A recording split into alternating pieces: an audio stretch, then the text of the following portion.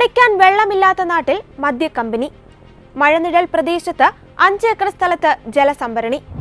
കമ്പനിയുടെ അപേക്ഷ തള്ളി 1 വർഷത്തിനുള്ളിൽ മദ്യനയം മാറ്റുന്നു. കാഴ്ചക്കാരെ അതിശയിപ്പിക്കുമാറ് കഥാ തിരക്കഥാ സംവിധാനം ദ്രുതഗതിയിൽ. വ്യൂ പോയിന്റ് ചർച്ച ചെയ്യുന്നു മദ്യനയം മാറ്റിയത് ആർക്കുവേണ്ടി. 2023 കേരളം മദ്യനയം പുതുക്കുന്നത്. വിദേശ മദ്യനിർമ്മാണം വർദ്ധിപ്പിക്കുക എന്നതായിരുന്നു ഇതിന്റെ ലക്ഷ്യം. 2022 പ്ലാന്റ് നിർമ്മിക്കുവാനുള്ള അപേക്ഷയുമായി ഒയാസിസ് കമ്പനി കേരളത്തെ സമീപിക്കുന്നത്. അന്ന് കേരളം അപേക്ഷ തള്ളി. പിന്നെ 1 വർഷത്തിനു ശേഷം കേരളം മദ്യനയം മാറ്റുന്നു. അതിലും രസകരമായ കാര്യം, കേരളം മദ്യനയം മാറ്റുന്നതിന് മുമ്പ് തന്നെ 2022 കോടികൾ മുടക്കി ഒയാസിസ് കമ്പനി 11 പേരിൽ നിന്നായി പാലക്കാട് 24 ഏക്കർ ഭൂമി വാങ്ങി. ഇതേ വർഷം തന്നെ കമ്പനി കേന്ദ്ര സർക്കാരിന്റെ എക്സ്പ്രഷൻ ഓഫ് ഇൻട്രസ്റ്റിൽ പങ്കെടുക്കുകയും രേഖകളിൽ കേരളത്തിലെ എലപ്പുള്ളി പ്രദേശം പ്ലാന്റ് നിർമ്മിക്കുന്നതിനായി രേഖകളിൽ അടയാളപ്പെടുത്തുകയും ചെയ്തു. നിയമമനുസരിച്ച് എക്സ്പ്രഷൻ ഓഫ് ഇൻട്രസ്റ്റിൽ പങ്കെടുക്കുന്ന കമ്പനികൾ അപ്പോൾ രേഖകൾ കാണിക്കുന്ന സ്ഥലത്ത് തന്നെ വേണം പിന്നീട് പ്ലാന്റ് നിർമ്മിക്കാൻ. പുതുക്കിയ മദ്യനയം വരാതിരുന്നിട്ടും എന്തിന്റെ ഉറപ്പിന്മേലാണ്, അല്ലെങ്കിൽ ആരു നൽകിയ ഉറപ്പിൻ മുകളിലാണ് ഒയാസിസ് കമ്പനി എക്സ്പ്രഷൻ ഓഫ് ഇൻട്രസ്റ്റിൽ ഈ സ്ഥലം പ്ലാന്റ് നിർമ്മിക്കുന്നതിന് വേണ്ടി കാണിച്ചത്? കമ്പനിയുടെ ഈ നീക്കത്തിന് പിന്നിൽ സർക്കാരിന്റെ ഒത്താശയുണ്ടെന്ന സംശയമാണ് പ്രതിപക്ഷം തുടക്കം മുതൽ ആരോപിക്കുന്നത്. ബഹുമാനപ്പെട്ട എക്സൈസ് മന്ത്രി പറഞ്ഞത് ഒരു കമ്പനി അപേക്ഷ കൊടുത്തു, ആ കമ്പനിക്ക് കൊടുത്തെന്ന. സാർ, ഇങ്ങനെ ഒരു ബ്രൂവറി പ്ലാന്റും multi field distillation unit, ethanol plant, IMFL bottling unit, brewery plant, brandy plant, wine plant എല്ലാം കൂടെ കൊടുത്തേക്കുക. വേറെ ഒരാളും അറിഞ്ഞില്ല സാർ, ഈ കമ്പനി അല്ലാതെ. അതിന്റെ തൊട്ടപ്പുറത്ത് പാലക്കാട് ജില്ലയിലും തൃശൂർ ജില്ലയിലും പ്രവർത്തിക്കുന്ന ഒരു കമ്പനി പോലും അറിഞ്ഞില്ല ഇങ്ങനെ ഇതൊക്കെ കൊടുക്കാൻ പോവാന്ന്. ആകെ അറിഞ്ഞത് മധ്യപ്രദേശിൽ, പഞ്ചാബിൽ പ്രവർത്തിക്കുന്ന ഈ ഒയാസിസ് മാത്രം. അവർ വന്ന് ആപ്ലിക്കേഷൻ കൊടുത്തു. 2 കൊല്ലം മുമ്പ് എലപ്പുള്ളി പഞ്ചായത്തിൽ കോളേജ് തുടങ്ങാൻ പോകണമെന്ന് പറഞ്ഞ് 26 ഏക്കർ സ്ഥലം മേടിച്ചു കോളേജ് തുടങ്ങാൻ. അവിടെ അവർ 2 കൊല്ലം മുമ്പേ പ്ലാൻ ചെയ്ത കേരളത്തിലെ ഒരു ഡിസ്റ്റിലറിക്കാരൻ ഒരാളും അറിയാതെ ഈ മഹാരാഷ്ട്ര കമ്പനി മാത്രം കേരള ഗവൺമെന്റ് ഇതിന് അനുമതി കൊടുക്കാൻ പോകുന്നത് എങ്ങനെ അറിഞ്ഞു സാർ? എക്സൈസ് മന്ത്രി ആദ്യത്തെ ദിവസം കമ്പനിയെ കുറിച്ചുള്ള പ്രകീർത്തിക്കലായിരുന്നു. നിങ്ങളുടെ സർക്കാർ ഓർഡറിൽ ആദ്യമായി ഈ കമ്പനിയെ കുറിച്ച് പ്രകീർത്തിക്കില്ല. അപ്പോഴേ ഞങ്ങൾ സാധനം കൊണ്ടുവന്നത് കമ്പനിയെ പറ്റി. ഡൽഹിയിലെ കുപ്രസിദ്ധമായ ലിക്കർ സ്കാമിൽ അറസ്റ്റ് ചെയ്യപ്പെട്ട ആളാണ് ഇതിന്റെ ഉടമ. 2 പഞ്ചാബിൽ ഒരു കമ്പനി തുടങ്ങിയിട്ട് 4 കിലോമീറ്റർ ദൂരത്തെ വെള്ളം മുഴുവൻ പൊള്യൂട്ട് ചെയ്ത കമ്പനി. സെൻട്രൽ പൊല്യൂഷൻ കൺട്രോൾ ബോർഡും പഞ്ചാബ് പൊല്യൂഷൻ കൺട്രോൾ ബോർഡും കേസെടുത്ത, അതായത് ഇൻഡസ്ട്രിയൽ വേസ്റ്റ് മദ്യം ഉണ്ടാക്കി കഴിഞ്ഞു അത് മുഴുവൻ ബോർവെല്ലിൽ കൂടി ഗ്രൗണ്ട് വാട്ടറിൽ മിക്സ് ചെയ്ത ക്രൂരത ചെയ്ത കമ്പനി. ആ കമ്പനിയെ കുറിച്ച് സർക്കാർ ഓർഡറിൽ എന്തൊരു പ്രകീർത്തനമാണ്. മന്ത്രി ആ കമ്പനിയുടെ പ്രൊപ്പഗാൻഡ മാനേജറെ പോലെയാണ് എക്സൈസ് മന്ത്രി സംസാരിക്കുന്നത് ആ കമ്പനിയെ കുറിച്ച്. ഷെയ്ഡി കമ്പനി, കുപ്രസിദ്ധമായ കമ്പനി. ഈ ലോകത്ത് ഒരാളും അറിയാതെ ആ കമ്പനി മാത്രം അറിഞ്ഞുകൊണ്ട് അവരുടെ മാത്രം അപേക്ഷ മേടിച്ച് ഒരു കുടിക്കാൻ വെള്ളമില്ലാത്ത പാലക്കാട് 200 ദശലക്ഷം യൂണിറ്റാണ് മലമ്പുഴ അണക്കെട്ടിന്റെ കപ്പാസിറ്റി. 400 ദശലക്ഷം യൂണിറ്റ് വേണം പാലക്കാടും പരിസര പ്രദേശത്തും. ഒരു ദിവസം 80 ദശലക്ഷം ലിറ്റർ വെള്ളം ഈ കമ്പനിക്ക് കൊടുത്ത്. അപ്പൊ പാവങ്ങൾക്ക് കുടിവെള്ളം വേണ്ട, ഇവർക്ക് കൊടുക്കും. പറഞ്ഞു വാട്ടർ അതോറിറ്റി, അവരൊന്നും അറിഞ്ഞിട്ടില്ല. ഇപ്പൊ പറയും അവർക്ക് കൊടുക്കും. 80 ദശലക്ഷം യൂണിറ്റ് കമ്പനി പൂർത്തിയാക്കുമ്പോൾ വെള്ളം കൊടുക്കണം. വെള്ളമില്ലാത്ത ഭൂഗർഭ ജലവിധാനം താഴേക്ക് പോയ പാലക്കാട് ഇത് കൊടുക്കണം. കേന്ദ്ര ഭൂഗർഭജല വകുപ്പിന്റെ റിപ്പോർട്ട് പ്രകാരം ക്രിട്ടിക്കൽ കണ്ടീഷനിൽ ഉൾപ്പെടുന്ന മഴനിഴൽ പ്രദേശമാണ് പാലക്കാട് ജില്ലയിലെ എലപ്പുള്ളി ഉൾപ്പെടെയുള്ള പ്രദേശങ്ങൾ. കണക്കനുസരിച്ച് 98% ഭൂഗർഭജലം ഇവിടെ ഉപയോഗിച്ചു കഴിഞ്ഞു. കുടിവെള്ളത്തിനും കൃഷി ആവശ്യങ്ങൾക്കും വേണ്ടി ഇവിടുത്തെ ജനം നെട്ടോട്ടമോടുകയാണ്. അതിനിടയിലാണ് വർഷത്തിൽ 330 ദിവസം പ്രവർത്തിക്കുന്ന, പ്രതിദിനം 5 ലക്ഷം ലിറ്റർ വെള്ളം ആവശ്യമായി വരുന്ന ബ്രൂവറി കമ്പനിക്ക് സർക്കാർ അനുമതി നൽകിയിരിക്കുന്നത്. കമ്പനിക്ക് വേണ്ടി സർക്കാർ വാദിക്കുന്നത് കമ്പനി ആവശ്യത്തിനായുള്ള 8 ലക്ഷം ലിറ്റർ വെള്ളമെങ്കിലും കിൻഫ്രയ്ക്ക് വേണ്ടി നിർമ്മിച്ച ജലസംഭരണിയിൽ നിന്നും എടുക്കാമെന്നാണ്. 5 ഏക്കർ സ്ഥലത്ത് മഴവെള്ള സംഭരണി നിർമ്മിച്ച് വെള്ളം കണ്ടെത്താമെന്നാണ് കമ്പനിയുടെ ഫേവർ. ഇങ്ങനെയൊക്കെ ആണെങ്കിലും വാട്ടർ അതോറിറ്റിക്ക് കമ്പനി അപേക്ഷയും സമർപ്പിച്ചിട്ടുണ്ട്. അണക്കെട്ടിൽ നിന്ന് വെള്ളം എടുക്കുന്നത് അവിടെ നിൽക്കട്ടെ. മഴനിഴൽ പ്രദേശമായി കണക്കാക്കിയിരിക്കുന്ന ഇവിടെ 5 ഏക്കർ സ്ഥലത്തല്ല 10 ഏക്കർ സ്ഥലത്ത് മഴവെള്ളം സംഭരിക്കുവാൻ പ്ലാന്റ് നിർമ്മിച്ചിട്ട് എന്തു കാര്യം? മഴവെള്ളം എവിടെ നിന്ന് വരും? നയപ്രകാരം വാട്ടർ അതോറിറ്റിക്ക് മദ്യം നിർമ്മിക്കുന്നതിന് വേണ്ടി ജലം നൽകാനുമാവില്ല. നൽകിയാൽ തന്നെ കുടിവെള്ളം തികയാത്തിടത്ത് എങ്ങനെ വ്യാവസായിക ആവശ്യങ്ങൾക്ക് വേണ്ടി ജലം നൽകാനാകും? ഏറ്റവും വലിയ മദ്യ കുംഭകോണങ്ങളിലൊന്ന്. അതിൽ പ്രതിഷേധിച്ചുകൊണ്ടാണ് ഇന്ന് സംസ്ഥാന യൂത്ത് കോൺഗ്രസ് കമ്മിറ്റിയുടെ ജില്ലാ യൂത്ത് കോൺഗ്രസ് കമ്മിറ്റിയുടെ നേതൃത്വത്തിൽ ഇത്തരത്തിലുള്ള സമര പരിപാടിയുമായിട്ട് ഇവിടേക്ക് എത്തിയിരിക്കുന്നത്. ഇവിടെ അധ്യക്ഷ പ്രസംഗം നടത്തിയ ജില്ലാ യൂത്ത് കോൺഗ്രസ് കമ്മിറ്റിയുടെ പ്രസിഡന്റ് സൂചിപ്പിച്ചതുപോലെ ഇപ്പോ നമ്മുടെ ഈ സമരത്തെ നേരിടുവാൻ വേണ്ടിയിട്ട് ഉപയോഗിച്ചിരിക്കുന്ന ജലബീലങ്കിലെ വെള്ളം കിട്ടിയാൽ പോലും കുടിവെള്ളമായി ഉപയോഗിക്കേണ്ടുന്ന ദയനീയമായ സാഹചര്യമുള്ള ഒരു നാടാണ് പാലക്കാട്. അതിരൂക്ഷമായ ജലപ്രതിസന്ധി നേരിടുന്ന, ഞാൻ ആ പ്രദേശത്തിന്റെ ഒരു നിയമസഭാ സാമാജികൻ കൂടിയാണ്. ജനങ്ങൾ പൊന്നിൻ വില കൊടുത്ത് കുടിവെള്ളം വാങ്ങുന്ന ഒരു നാട്ടിൽ പ്രതിദിനം കോടാനുകോടി ലിറ്റർ ജലം ഊറ്റിയെടുത്ത് അത് മദ്യമാക്കി മാറ്റുവാൻ വേണ്ടിയിട്ട് ഒരു കമ്പനിക്ക്, ഒയാസിസ് എന്ന ഈ രാജ്യത്തെ പല സർക്കാരുകളും കരിമ്പട്ടികയിൽപ്പെടുത്തിയിരിക്കുന്ന ഒരു കമ്പനിക്ക് വേണ്ടിയിട്ട് സംസ്ഥാന സർക്കാർ മദ്യനയത്തിൽ മാറ്റം വരുത്തിയിരിക്കുകയാണ്. സാധാരണഗതിയിൽ മന്ത്രിസഭ ഒരു തീരുമാനമെടുത്താൽ 48 മണിക്കൂറിന് ശേഷം മാത്രമാണ് അത് ഉത്തരവായി മാറുന്നത്. എന്നാൽ ഒയാസിസിന് കരാർ കൊടുക്കുന്ന കാര്യത്തിൽ മാത്രം 24 മണിക്കൂർ പോലും എടുക്കാതെയാണ് സംസ്ഥാന മന്ത്രിസഭയുടെ തീരുമാനത്തെ ഉത്തരവാക്കി മാറ്റിയിരിക്കുന്നത്.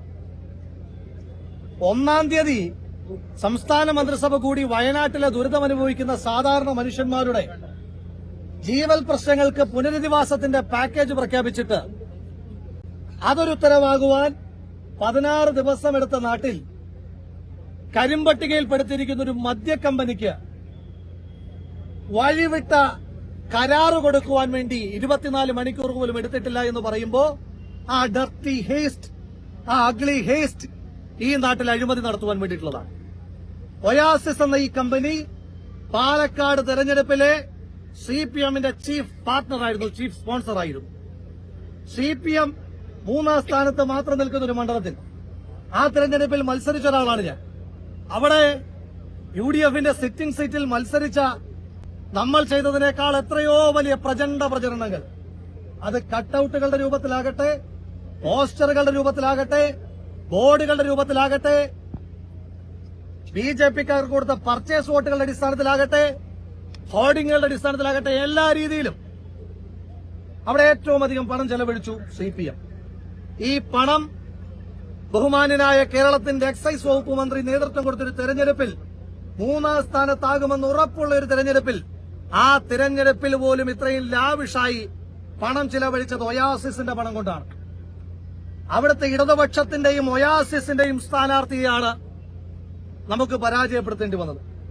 ആ തെരഞ്ഞെടുപ്പിൽ പണമിറക്കിയതിന്റെ പ്രതിഫലമായിട്ടാണ് ഒയാസിസ് എന്ന ഈ രാജ്യത്ത് ഡൽഹിയിൽ ആ ഉത്തരവിനകത്ത് കൊടുത്തിരിക്കുന്ന താമ്രപത്രമുണ്ടല്ലോ, ഒയാസിസ് എന്ന് പറയുന്ന കമ്പനിയെപ്പറ്റി ശ്ലാഘനീയമായി പരാമർശങ്ങൾ നടത്തിക്കൊണ്ടുള്ള ആ ഉത്തരവ്.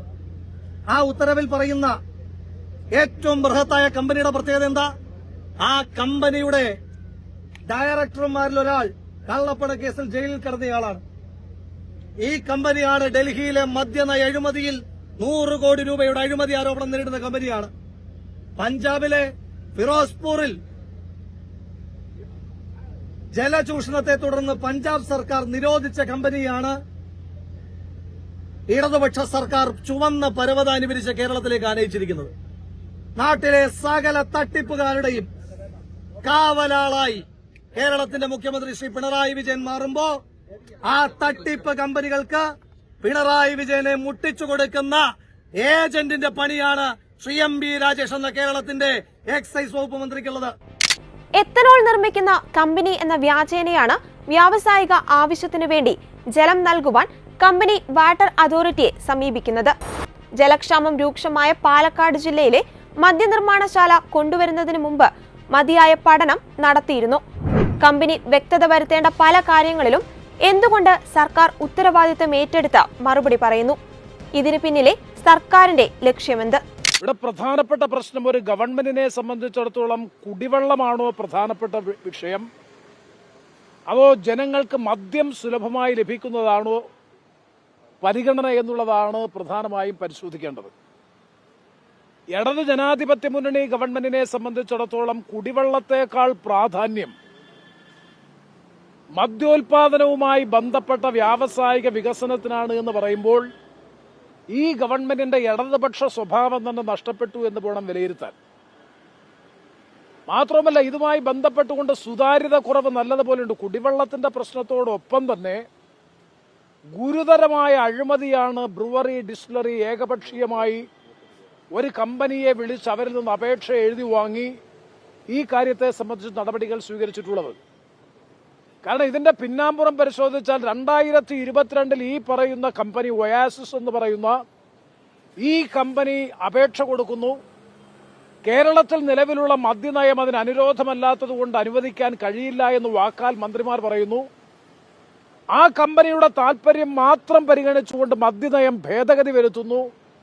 മദ്യനയത്തിൽ ഭേദഗതി വരുത്തിക്കൊണ്ട് 1999 നിർത്തൽ ചെയ്ത നയനാർ ഗവൺമെന്റിന്റെ കാലയളവിൽ വേണ്ട എന്ന് നയപരമായി തീരുമാനിച്ച ഇടത് ജനാധിപത്യ മുന്നണിയുടെ ബ്രുവറി ഡിസ്റ്റിലറി നയം തിരുത്തുന്നു. പുതുതായി ഒരു ക്ലാസ് കൂടി എഴുതി ചേർത്തതിന് ശേഷം ആ കമ്പനിയെ വിളിച്ച് ഏകപക്ഷീയമായി ആ കമ്പനിക്ക് അനുമതി നൽകുകയാണ്. അനുമതി നൽകുന്നത് മാത്രമല്ല, അനുമതി നൽകിയതിന് ശേഷം ആ കമ്പനിയെ ന്യായീകരിച്ചുകൊണ്ട് സംസ്ഥാനത്തിന്റെ എക്സൈസ് മന്ത്രി ആ കമ്പനിയുടെ വാഴ്ത്തുപാട്ടുകാരനായി കേരളത്തിന്റെ എക്സൈസ് മന്ത്രി മാറുകയാണ്. കോർപ്പറേറ്റ് മൂലധന ശക്തികൾക്കെതിരായി നിരന്തരം സമരം ചെയ്യുകയും കൊക്കോകോള കമ്പനിയെയും പെപ്സി കോള കമ്പനിയെയും പാലക്കാട് ജില്ലയിൽ നിന്ന് പെരുമാറ്റി പഞ്ചായത്തിൽ നിന്ന് കെട്ടുകെട്ടിക്കുകയും ചെയ്തതിന് നേതൃത്വം കൊടുത്ത പരിസ്ഥിതി സംരക്ഷണത്തിന്റെ വക്താക്കളായിട്ടുള്ള CPM-ഉം CPI-യും ഇപ്പോൾ നേരെ ഘടകം മാറ്റി പറയുന്നു, അല്ലെങ്കിൽ നേരെ ഘടകവിരുദ്ധമായിട്ടുള്ള കാര്യങ്ങൾ ഇപ്പോൾ പറയുന്നു. ഇപ്പോൾ പ്രധാനപ്പെട്ട പ്രശ്നം കുടിവെള്ളമല്ല, മറിച്ച് മദ്യോൽപാദനത്തിലൂടെ വ്യാവസായിക വികസനം കൈവരിച്ച് തൊഴിലില്ലായ്മ പരിഹരിക്കാൻ വേണ്ടി കണ്ടെത്തിയിരിക്കുന്ന മാർഗം മാത്രമാണ്. നിങ്ങൾ മനസ്സിലാക്കേണ്ടത്, പാലക്കാട് ജില്ലയെ സംബന്ധിച്ചിടത്തോളം ജനങ്ങൾക്കാവശ്യമായിട്ടുള്ള കുടിവെള്ളം കൊടുക്കാൻ ഇപ്പോഴും കേരള വാട്ടർ അതോറിറ്റിക്ക് കഴിയുന്നില്ല.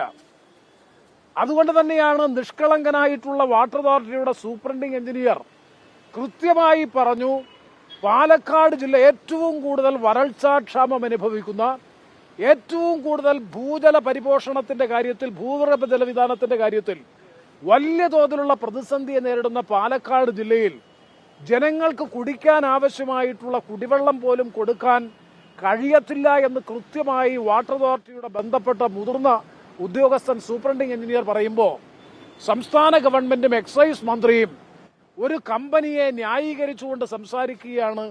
10 ലക്ഷം ലിറ്റർ വെള്ളം പ്രതിദിനം, 10 ലക്ഷം ലിറ്റർ വെള്ളം ഈ കമ്പനിക്ക് കൊടുക്കുക എന്ന് പറഞ്ഞാൽ തീർച്ചയായും പാലക്കാട് ജില്ലയിലെ കുടിവെള്ള വിതരണ മേഖലയെ പ്രതികൂലമായി ബാധിക്കും. അതുകൊണ്ട് തന്നെ ജലദൗർലഭ്യം നേരിടുന്ന ആ മേഖലയിൽ ഈ പദ്ധതി നടപ്പാക്കാൻ കഴിയില്ല എന്നതിനോടൊപ്പം തന്നെ സുതാര്യത ലെവലേശം പോലുമില്ലാത്ത, മാത്രവുമല്ല ജനങ്ങൾക്ക് അത്രത്തോളം പ്രാധാന്യമുള്ള ഒരു വിഷയവുമായി ബന്ധപ്പെട്ട ഒരു വ്യാവസായിക സംരംഭമല്ല എന്നുള്ളതുകൊണ്ടും ഈ പദ്ധതി ഉപേക്ഷിക്കാൻ സംസ്ഥാന ഗവൺമെന്റ് തയ്യാറാകണം. CPM-ന്റെ അമിതമായിട്ടുള്ള ഈ കാര്യത്തിലെ താൽപര്യം എക്സൈസ് മന്ത്രിയും CPM-ന്റെ സംസ്ഥാന സെക്രട്ടറി MV ഗോവിന്ദൻ ഉൾപ്പെടെയുള്ളവർ ഈ കമ്പനിയുടെ വക്താക്കളായി മാറുന്നത് വളരെ വളരെ നിർഭാഗ്യകരമാണ്. സംസ്ഥാന മുഖ്യമന്ത്രിയെ പാർട്ടിക്കാർ പാടിപ്പുകഴ്ത്തുന്നു, വാഴ്ത്തുപാട്ടിലൂടെ പ്രശംസിക്കുന്നു. മുഖ്യമന്ത്രിയും CPM-ഉം CPM നേതാക്കളും ഇന്ന് കോർപ്പറേറ്റ് മൂലധന ശക്തികളെ വാഴ്ത്തിക്കൊണ്ടിരിക്കുന്നു എന്നുള്ളതാണ് ഞാനും നിങ്ങളും ഓരോ ദിവസവും കാണുന്നത്. കാർബറണ്ടം കമ്പനിയുടെ കാര്യത്തിലായാലും ഒയാസിസ് കമ്പനിയുടെ കാര്യത്തിലായാലും PPE കിറ്റ് വാങ്ങുന്നതുമായി ബന്ധപ്പെട്ട് മഹാരാഷ്ട്രയിലെ മറ്റൊരു കമ്പനിയുടെ കാര്യത്തിലായാലും ആ കമ്പനികളെ ആകെ ന്യായീകരിക്കുന്ന കോർപ്പറേറ്റ് മൂലധന കമ്പനികളെയും അവരുടെ അവിഹിതമായ ഇടപാടുകളെയും ന്യായീകരിച്ച് വാഴ്ത്തുപാട്ട് പാടുന്നവരായി CPM-ന്റെ നേതൃത്വം മാറിയിരിക്കുന്നു. ഇതാണ് കേരളത്തിന്റെ അവസ്ഥ. അതിലേറ്റവും ഒടുവിലത്തെ ഉദാഹരണമാണ് അഴിമതി 1, 2 അമിതമായിട്ടുള്ള ജലചൂഷണം. രണ്ടിനും വഴിയൊരുക്കുന്ന ഈ പദ്ധതി ഒരു തരത്തിലും പ്രായോഗികമായി നടപ്പാക്കാൻ കഴിയുന്നതല്ല എന്നുള്ളത് കൊണ്ട് തന്നെ സർക്കാർ നയം, സർക്കാർ നിലപാട് ഈ കാര്യത്തിൽ പുനഃപരിശോധിക്കണം എന്നാണ് വ്യക്തമായി ആവശ്യപ്പെടുന്നത്. വികസനത്തിനെതിരല്ല, എന്നാൽ അത് ജനങ്ങളുടെ കുടിവെള്ളം മുട്ടിക്കുന്നതാകരുതെന്നാണ് CPI നേതാവ് ബിനോയ് വിശ്വത്തിന്റെ നിലപാട്. ഇത് പാർട്ടിക്കുള്ളിൽ തന്നെ അഭിപ്രായ വ്യത്യാസങ്ങൾ ഉണ്ടെന്നതിന്റെ തെളിവല്ലേ? വികസനത്തിന് തീർച്ചയായിട്ടും CPI എതിരല്ല. പക്ഷെ കുടിവെള്ളത്തിന് മറന്നുകൊണ്ട് വികസനം വരാൻ പാടില്ല. കുടിവെള്ളത്തെ മറന്നുകൊണ്ട് കുടിവെള്ളം ഉറപ്പാക്കിയിട്ട് വികസനം വരാം. പാലക്കാട് എലപ്പുള്ളിയിലെ ഒയാസിസിന് പ്രധാനമായും 6 ആവശ്യങ്ങൾക്കാണ് സർക്കാർ അനുവാദം കൊടുത്തിരിക്കുന്നത്. Ethanol plant, multifeed distillation unit, Indian made foreign liquor bottle unit, brewery, malt spirit plant, കൂടാതെ ബ്രാൻഡി പ്ലാന്റ്. കേരളത്തിലാകെ 10 ഡിസ്റ്റിലറികളും 8 ബ്ലെൻഡിംഗ് യൂണിറ്റും 2 ബ്രൂവറിയുമുണ്ട്. ഇതിൽ തന്നെ 3 പ്രവർത്തനക്ഷമമല്ല. ജനങ്ങൾക്ക് തൊഴിലവസരങ്ങൾ നൽകുക, ഇന്ത്യൻ നിർമ്മിത വിദേശ മദ്യം ഉണ്ടാക്കുക, കേരളത്തിന് ആവശ്യമുള്ള മദ്യം കേരളത്തിൽ തന്നെ ഉൽപ്പാദിപ്പിക്കുക എന്നീ ലക്ഷ്യങ്ങളാണ് നിങ്ങൾക്ക് ഉള്ളതെങ്കിൽ നിലവിലുള്ള കമ്പനികൾ തന്നെ ധാരാളം. കേരളത്തിലുള്ള 20 കമ്പനികളുടെ കപ്പാസിറ്റി പൂർണ്ണമായും ഉപയോഗിച്ചാൽ 38 ലക്ഷം കേസ് മദ്യം നിർമ്മിക്കുവാൻ സാധിക്കും. കേരളത്തിൽ ശരാശരി ഒരു മാസം 20 ലക്ഷം കേസ് മദ്യം മാത്രമാണ് ആവശ്യമെന്നിരിക്കെ ബാക്കിയുള്ളവ കയറ്റി അയക്കുവാനും സാധിക്കും. അപ്പോൾ പിന്നെ പുതിയ പ്ലാന്റിന്റെ ആവശ്യമെന്താണ്? പൂട്ടിക്കിടക്കുന്ന മലബാർ ഡിസ്റ്റിലറി ലീസിനെടുക്കുവാൻ തയ്യാറായി ആളുകൾ വന്നിട്ടും സർക്കാർ ഇതുവരെ ലൈസൻസ് കൊടുത്തിട്ടില്ല. അവിടെയും തൊഴിൽ നഷ്ടമാകുന്നത് തൊഴിലാളികൾക്ക് തന്നെയല്ലേ? ഒയാസിസ് കമ്പനിയുടെ 600 കോടി നിക്ഷേപത്തിൽ 650 പേർക്ക് ജോലിയും 2000 പേർക്ക് പരോക്ഷമായി ജോലിയും നൽകുമെന്ന് വാഗ്ദാനം ചെയ്യുമ്പോൾ നിലവിൽ പല കാരണങ്ങളാൽ പൂട്ടിക്കിടക്കുന്ന കമ്പനികളുടെ അവസ്ഥ എന്തുകൊണ്ട് സർക്കാർ പഠിക്കുന്നില്ല? പാലക്കാട് ഉപതെരഞ്ഞെടുപ്പിനിടയിൽ എക്സൈസ് മന്ത്രി തിരക്കിട്ട് മുഖ്യമന്ത്രിക്ക് ഫയൽ കൈമാറി ഒരാഴ്ചക്കുള്ളിൽ എല്ലാ നടപടികളും പൂർത്തിയാക്കിയതിന് പിന്നിലും ഒന്നുമില്ലെന്ന് സംശയിക്കാതിരിക്കാം. അല്ല, അങ്ങനെയാണല്ലോ വേണ്ടതും. ഈ വിഷയത്തിൽ മത്സരാധിഷ്ഠിതമായ കാര്യങ്ങളില്ല. അതിനാൽ തന്നെ ടെൻഡർ നടപടികൾ അപ്രസക്തമാണ്. ഇനിയും നിക്ഷേപകർ ഇതുപോലെ ഗുണപരമായ നിർദ്ദേശവുമായി വന്നാൽ സർക്കാർ പ്രോത്സാഹിപ്പിക്കുക തന്നെ ചെയ്യും. കേന്ദ്ര സർക്കാരിൻ്റെ എണ്ണ കമ്പനികൾക്കുള്ള എത്തനോൾ നിർമ്മാണത്തിന് കേരളത്തിൽ നിന്ന് സെലക്ഷൻ പ്രോസസ്സിൽ തിരഞ്ഞെടുക്കപ്പെട്ടത് ഇവർ മാത്രമാണ്. കേന്ദ്ര സർക്കാർ സുതാര്യമായ നടപടികളിലൂടെ നടത്തിയ സെലക്ഷൻ പ്രോസസ്സിലൂടെയാണ് ഈ തെരഞ്ഞെടുപ്പ് നടത്തിയിരിക്കുന്നത്. 1999 ഉത്തരവിൻ്റെ കാര്യം ഇവിടെ ഉന്നയിച്ചു കേട്ടു. അന്ന് നിലവിലുണ്ടായിരുന്ന അപേക്ഷകളുടെ കാര്യത്തിലെ തീരുമാനമായാണ് ആ ഉത്തരവ് പുറത്തിറങ്ങിയത്. ഇതിനു ശേഷവും കേരളത്തിൽ മദ്യനിർമ്മാണശാലകൾ ആരംഭിച്ചിട്ടുണ്ട്.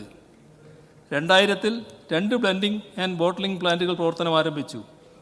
2003 UDF ഭരണകാലത്താണ് തൃശ്ശൂരിലെ മലബാർ ബ്രൂവറി ബിയർ നിർമ്മാണം തുടങ്ങിയത്. പ്രവർത്തനാനുമതി നൽകാൻ തടസ്സമൊന്നും ഉണ്ടായിട്ടില്ല. 2022 പാലക്കാട് മലബാർ ഡിസ്റ്റിലറിക്ക് ബ്ലെൻഡിംഗ് യൂണിറ്റ് നിർമ്മിക്കാൻ അനുമതി നൽകിയത്. 1999 ഉത്തരവ് ആ സമയത്തേക്കുള്ള ഉത്തരവ് മാത്രമാണ് എന്ന് ഇതിൽ നിന്നെല്ലാം വ്യക്തമാകുന്നതാണ്. ഇവിടെ സർക്കാർ അംഗീകരിച്ച് പ്രഖ്യാപിച്ച മദ്യനയത്തിന്റെ അടിസ്ഥാനത്തിലുള്ള നടപടികളെ ഉണ്ടായിട്ടുള്ളൂ. ഏതു വിധേനയും പദ്ധതിയുമായി മുന്നോട്ടു പോകുമെന്നാണ് സർക്കാരിന്റെ തീരുമാനം. എക്സ്ട്രാ ന്യൂട്രൽ ആൽക്കഹോൾ കേരളത്തിൽ ഉൽപ്പാദിപ്പിക്കും എന്ന കാര്യം കഴിഞ്ഞ വർഷത്തെ മദ്യനയത്തിൽ പ്രഖ്യാപിച്ച കാര്യമാണ്. കഴിഞ്ഞ വർഷത്തെ മദ്യനയത്തിൽ .24 പാര 24 ഇക്കാര്യം വ്യക്തമായി പറഞ്ഞിട്ടുണ്ട്. ആ നയത്തിനനുസരിച്ച് നടപടിയിലേക്കാണ് സർക്കാർ കടന്നിട്ടുള്ളത്. മധ്യപ്രദേശ്, ഹരിയാന, അതുപോലെ രാജസ്ഥാൻ, ഇവിടെയൊക്കെ കഴിഞ്ഞ എത്രയോ വർഷമായിട്ട് 10-20 വർഷമായി ഈ പ്രവൃത്തിയിൽ ഏർപ്പെട്ടിട്ടുള്ള വളരെ വലിയ അനുഭവ സമ്പത്തുള്ള ഒരു സ്ഥാപനം അപേക്ഷിച്ചു. എല്ലാ പരിശോധനകളും നടത്തി അവർക്ക് എല്ലാ നിയമവും അനുസരിച്ച് ഇത് ആരംഭിക്കുന്നതിനുള്ള പ്രാരംഭാനുമതിയാണ് മന്ത്രിസഭ നൽകിയിട്ടുള്ളത്. മാത്രമല്ല കേന്ദ്ര ഗവൺമെൻറ് ഷോർട്ട് ലിസ്റ്റ് ചെയ്തിട്ടുള്ള സ്ഥാപനവുമാണിത്. കേന്ദ്ര ഗവൺമെൻറ്റിൻ്റെ തന്നെ പ്രഖ്യാപിതമായ ലക്ഷ്യം പെട്രോളിനും ഡീസലിനും 25% വരെ എത്തനോൾ ബ്ലെൻഡിംഗ് 2025 ആകുമ്പോഴേക്കും കൊണ്ടുവരണം എന്നതാണ്. അപ്പം അതിനു വേണ്ടിയിട്ട് കേന്ദ്ര ഗവൺമെൻറ് തന്നെ പ്രൊമോട്ട് ചെയ്യുന്നുണ്ട് ഇത്തരം സ്ഥാപനങ്ങളെ. അവർ ഷോർട്ട് ലിസ്റ്റ് ചെയ്തൊരു കമ്പനിയുമാണ്. എല്ലാവരെയും തൃപ്തിപ്പെടുത്തി ജനങ്ങളുടെ എല്ലാ പ്രശ്നങ്ങളും പരിഹരിച്ച് അല്ലെങ്കിലും ഏതെങ്കിലും വികസനം ഇവിടെ കൊണ്ടുവരുവാൻ സാധിക്കുമോ? ഇനിയിപ്പോൾ കുടിവെള്ളം ഇല്ലെങ്കിൽ പോലും മദ്യം കുടിച്ചാണെങ്കിലും ദാഹം അകറ്റിയാൽ മതിയല്ലോ. സർക്കാരിന്റെ ഖജനാവും നിറയും, പാവപ്പെട്ടവന്റെ കീശയും കീറാം. എന്നാലും ഈ പ്രതിപക്ഷം കീറാമുട്ടി പോലെ നിൽക്കുന്നത് ഇത്തിരി കഷ്ടമാണ്. വ്യവസായ ആവശ്യങ്ങൾക്ക് വെള്ളം നൽകുന്നതിൽ തെറ്റില്ല എന്ന് പറഞ്ഞത് ഉമ്മൻചാണ്ടി സർക്കാരാണ്. കിൻഫ്രയ്ക്ക് വെള്ളം കൊടുക്കുവാൻ അനുവാദം കൊടുത്തവരല്ലേ? അപ്പോൾ പിന്നെ ന്യായമായും ആ തീരുമാനം മാറ്റി പറയുവാനുള്ള ഉത്തരവാദിത്വവും അവർക്കുണ്ട്. എന്തായാലും രമേശ് ചെന്നിത്തല പറയുന്നത് കൂടി കേട്ടുനോക്കാം. മദ്യനയത്തിൻ്റെ കാര്യമാണ് CM പറഞ്ഞത്. അങ്ങ് ഈ മദ്യനയം കൊണ്ടുവന്നത് എന്തിനു വേണ്ടിയാണ് എന്ന് അരിയാഹാരം കഴിക്കുന്ന കേരളത്തിലെ ജനങ്ങൾക്ക് മുഴുവൻ അറിയാം. 2018 അങ്ങ് എടുത്ത ഒരു ശ്രമം പരാജയപ്പെട്ടപ്പോഴാണ് പുതിയ മദ്യനയം കൊണ്ടുവന്നത്. ഇപ്പോഴിവിടെ രണ്ട് പ്രശ്നം സിമ്പിളാണ്. കൊക്കക്കോളയെ പൂട്ടിച്ചവരാണ് പാലക്കാട്ടെ ജനങ്ങളും നിങ്ങളും. അവിടുത്തെ അടിസ്ഥാന പ്രശ്നം എന്താണ്? കുടിവെള്ളമില്ല. മഴനിഴൽ പ്രദേശമാണ്. കുടിവെള്ളമില്ലാതെ ബുദ്ധിമുട്ടുന്ന ജനങ്ങളുടെ തലയിൽ ഓവർസീസ് കൊമേഴ്സ്യൽ പ്രൈവറ്റ് ലിമിറ്റഡിന് ഒരു വർഷം കോടിക്കണക്കിന് ലിറ്റർ വെള്ളം ഉപയോഗിച്ചുകൊണ്ടുള്ള ഒരു പ്ലാന്റ് നിർമ്മിക്കുന്നതിൻ്റെ സാങ്കത്യം എന്താണ്? 2, അങ്ങ് പറഞ്ഞു എത്തനോൾ നിർമ്മിക്കാൻ വേണ്ടിയാണ് ഈ കമ്പനിയെ കേന്ദ്ര ഗവൺമെൻറ്റിൻ്റെ പൊതുമേഖലാ സ്ഥാപനമായ എണ്ണ കമ്പനികൾ സർട്ടിഫിക്കറ്റ് കൊടുത്തിരിക്കുന്ന എത്തനോൾ നിർമ്മാണത്തിനാണ്. എത്തനോൾ, കാരണം പെട്രോളിനും ഡീസലിനും എത്തനോൾ മിക്സ് ചെയ്യണം, അത് ആവശ്യമുണ്ട്. അതിനാണ് എത്തനോൾ നിർമ്മിക്കാൻ വേണ്ടി ഈ കമ്പനിക്ക് അനുവാദം കൊടുത്തത്. അവർക്ക് സർട്ടിഫിക്കറ്റ് കൊടുത്തത് അതിനു വേണ്ടി തന്നെയാണ്. അല്ലാണ്ട് അങ്ങ് പറഞ്ഞിട്ടുള്ള ബ്രാൻഡി നിർമ്മാണമോ അതോടൊപ്പം തന്നെ സ്പിരിറ്റ് നിർമ്മാണമോ മറ്റു കാര്യങ്ങൾക്കല്ല ഇവരെ ക്വാളിഫൈ ചെയ്തിട്ടുള്ളത്. അത് പറയുന്നത് ഈ കമ്പനിക്ക് അനുകൂലമായി പറയുന്ന വാദം മാത്രമാണ്. അപ്പം ജനങ്ങൾ കുടിവെള്ളക്ഷാമം അനുഭവിക്കുന്നു. മഴനിഴൽ പ്രദേശമാണ്. അവിടെ പഞ്ചായത്ത് പോലും അറിയാതെ ഇങ്ങനെ ഒരു പദ്ധതി കൊണ്ടുവരുമ്പോൾ അതുണ്ടാകുന്ന സാമൂഹ്യ പ്രശ്നങ്ങളാണ് ഇവിടെ പ്രശ്നം. പിന്നെ അങ്ങ് പറഞ്ഞ് ടെൻഡർ വിളിക്കുമെന്ന്. അച്യുതമേനോന്റെ ഗവൺമെന്റ് കാലത്ത് ടെൻഡർ വിളിച്ചിട്ടുണ്ട്. അങ്ങനെയാണ് 999 ഓർഡർ വന്നത്. അങ്ങ് പരിശോധിച്ച് നോക്കുക. ഇത്രയും വലിയൊരു പദ്ധതി അവിടെ വരുമ്പോൾ ആരും അറിയാതെ ഒരു കമ്പനിയെ വിളിച്ചിട്ട് അവർക്കത് കൊടുക്കുന്നതിലുള്ള അപാകതയും അഴിമതിയും തന്നെയാണ് ഞങ്ങൾ ചൂണ്ടിക്കാണിച്ചിട്ടുള്ളത്. ഇത് വാസ്തവമല്ലെന്ന് അങ്ങേക്ക് പറയാൻ കഴിയുമോ? സംസ്ഥാന സർക്കാർ ബ്രൂവറി ലൈസൻസ് അനുവദിച്ച ഒയാസിസ് കൊമേഴ്ഷ്യൽ പ്രൈവറ്റ് ലിമിറ്റഡ് അഴിമതിക്കും കള്ളപ്പണം വെളുപ്പിക്കലിനും അന്വേഷണം നേരിടുന്ന കമ്പനിയാണ്. കഴിഞ്ഞ ദിവസം ചേർന്ന മന്ത്രിസഭാ യോഗമാണ് ഈ കമ്പനിക്ക് മദ്യനിർമ്മാണത്തിന് ലൈസൻസ് നൽകുവാൻ തീരുമാനിച്ചത്. പഞ്ചാബ്, ഡൽഹി സംസ്ഥാനങ്ങളിൽ നടന്ന മദ്യ കുംഭകോണങ്ങളിൽ പ്രതിസ്ഥാനത്ത് നിൽക്കുന്നത് ഈ കമ്പനിയും ഇതിന്റെ ഉടമകളുമാണ്. പഞ്ചാബിലെ ശിരോമണി അകാലിദൾ പാർട്ടിയുടെ നേതാവും ഫരീദ് കോട്ടിൽ നിന്നുള്ള മുൻ MLAയുമായ ദീപ് മൽഹോത്രയുടെ ഉടമസ്ഥതയിലുള്ള കമ്പനിയാണ് ഒയാസിസ്. 1987 ദീപ് മൽഹോത്രയുടെ പിതാവായ ഓം പ്രകാശ് മൽഹോത്ര ആരംഭിച്ച ഒയാസിസ് ഗ്രൂപ്പ് രാജ്യത്തെ പ്രമുഖ മദ്യനിർമ്മാണ കമ്പനികളിൽ ഒന്നാണ്. അദ്ദേഹത്തിന്റെ മകനും ഡയറക്ടറുമായ ഗൗതം മൽഹോത്രയെ ഡൽഹി മദ്യ അഴിമതിയിലും കള്ളപ്പണം വെളുപ്പിക്കലിന്റെയും പേരിൽ എൻഫോഴ്സ്മെന്റ് ഡയറക്ടറേറ്റ് അറസ്റ്റ് ചെയ്തിരുന്നു. ആം ആദ്മി പാർട്ടി ഭരിക്കുന്ന ഡൽഹിയിലും പഞ്ചാബിലും ഈ കമ്പനി തട്ടിപ്പും അഴിമതിയും നടത്തിയതിന്റെ പേരിൽ അന്വേഷണം നേരിടുന്നുണ്ട്.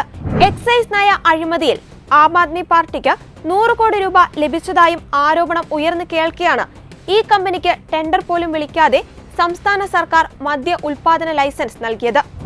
ED, ഇൻകം ടാക്സ് തുടങ്ങിയ കേന്ദ്ര ഏജൻസികൾ ഒയാസിസ് ഗ്രൂപ്പിന്റെ ഉടമകളുടെ വീടുകളിലും സ്ഥാപനങ്ങളിലും കഴിഞ്ഞ വർഷം വ്യാപക റെയ്ഡ് നടത്തിയിരുന്നു. നിരവധി സാമ്പത്തിക ക്രമക്കേടുകളാണ് റെയ്ഡിൽ കണ്ടെത്തിയത്. ഇതിനു പുറമെ ഒയാസിസ് ഗ്രൂപ്പിന്റെ പഞ്ചാബിലെ ഫിറോസ്പൂരിലെ മൻസൂർവാൽ വില്ലേജിലെ മാൽബ്രോ മദ്യ ഉൽപാദന യൂണിറ്റ് പഞ്ചാബ് സർക്കാർ പൂട്ടിച്ചിരുന്നു. വ്യാവസായിക മാലിന്യങ്ങൾ അനധികൃതമായി നിക്ഷേപിച്ച കുടിവെള്ളം മലിനമാക്കിയതിന്റെ പേരിലായിരുന്നു നടപടി.